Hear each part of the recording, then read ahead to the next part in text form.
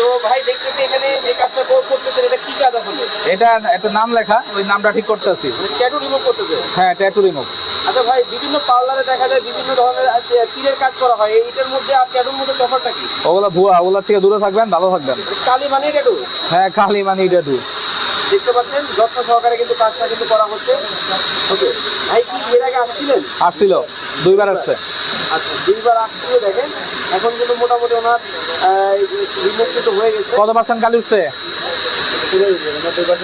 আচ্ছা, 90% উঠে গেছে। এখন দাগটা আমরা মিলাই দেবো আর কি, খারাপ দেখা যায় এর জন্য।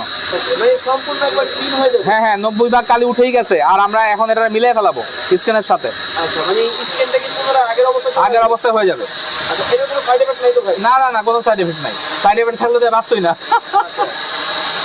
অনেকেই তো বলে আপনার নিজের শরীরেই ট্যাটু, আপনি কিভাবে মানুষ যা খুশি বলুক, আমরা আলোচনার বিষয়বস্তু, তাই মানুষ বলে, বলুক, বলতে দেন।